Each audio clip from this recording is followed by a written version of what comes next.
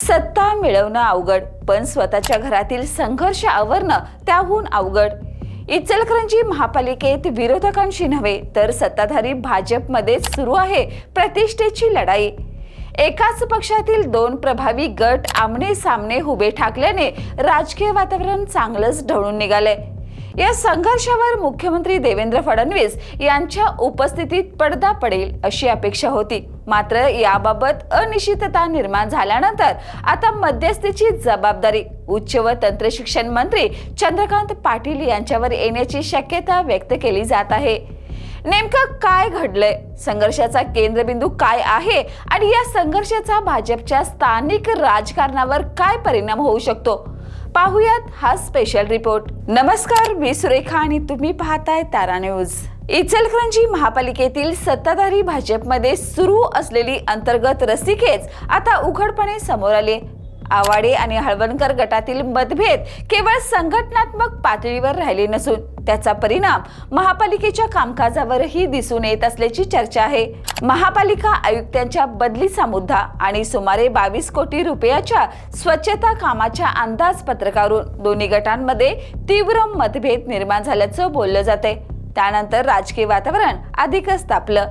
या प्रश्नावर तोडगा काढण्यासाठी मुख्यमंत्री देवेंद्र फडणवीस यांच्याकडे दोन्ही गटांकडून संपर्काचे प्रयत्न झाल्याची माहिती समोर आली. मात्र त्यातून अपेक्षित बैठक निश्चित होऊ न शकल्याने आता पक्षांच्या वरिष्ठ स्तरावर पर्यायी हालचाली सुरू झाल्याचं सूत्रांकडून सांगितलं जातंय. सूत्रांच्या माहितीनुसार उच्च व तंत्र शिक्षण मंत्री चंद्रकांत पाटील यांच्या उपस्थितीत दोन्ही गटांमध्ये चर्चा घडवून आणण्याचा प्रयत्न होऊ शकतो. मुख्यमंत्री देवेंद्र फडणवीस यांच्या प्रस्तावित कोल्हापूर दौऱ्यापूर्वी हा वाद शांत करण्यासाठी पक्ष नेतृत्वाचा भर असल्याचंही बोललं जात आहे. राजकीय निरीक्षकांच्या मते हा संघर्ष केवळ एका प्रस्तावापुरता मर्यादित नाही.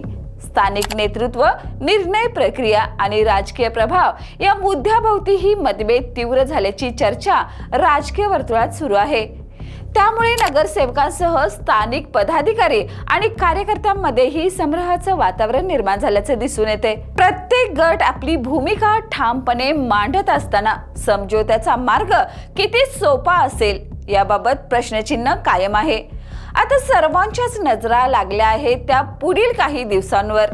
मध्यस्थींच्या चर्चांना यश मिळणार का की हा संघर्ष आणखी तीव्र होणार, या उत्तरावर इचलकरंजीच्या राजकारणाची पुढची दिशा ठरणार आहे. इचलकरंजी महापालिकेतील हा वाद केवळ दोन गटातील संघर्ष म्हणून पाहता येणार नाही.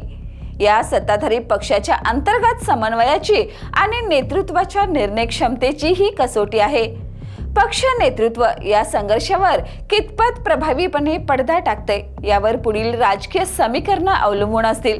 त्यामुळे इचलकरंजीकडे आता केवळ जिल्ह्याचंच नव्हे तर राज्याच्या राजकारणाचंही लक्ष लागलंय.